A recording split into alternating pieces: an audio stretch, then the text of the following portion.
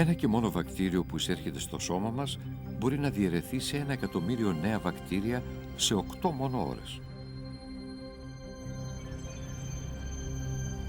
Χωρίς ένα ισχυρό αμυντικό σύστημα δεν θα μπορούσαμε ποτέ να επιβιώσουμε από μια τέτοια εισβολή.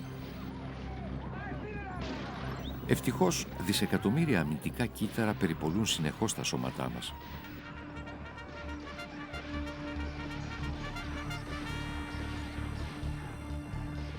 Συχνά, αλλά όχι πάντα, αποδεικνύονται ισχυρότερα από τους μικροσκοπικούς μας εχθρούς.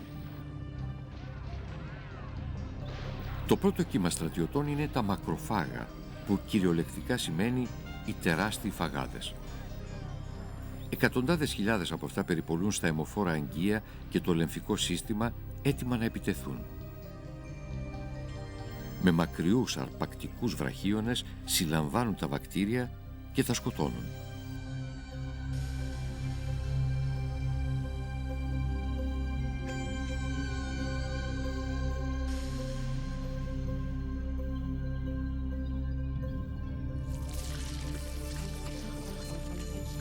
Τα μακροφάγα αντιμετωπίζουν τους εισβολείς απλώς τρώγοντάς τους.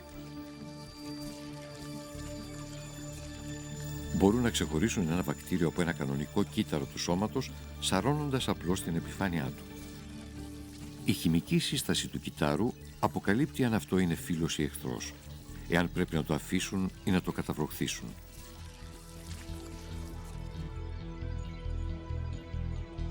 Τα μακροφάγα αυτοκτονούν τρώγοντας την κυριολεξία τους εαυτούς τους και παίρνοντας έτσι μαζί τους τους εισβολείς.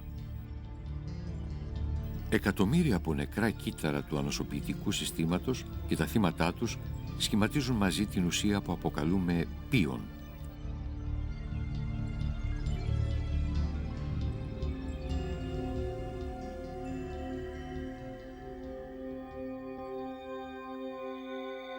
Τα μακροφάγα φροντίζουν επίσης για αυτές τις σύνες αμοιάντου που εισχώρησαν στο σώμα μέσα από τα μικροσκοπικά τριχοειδή αγγεία των πνευμόνων.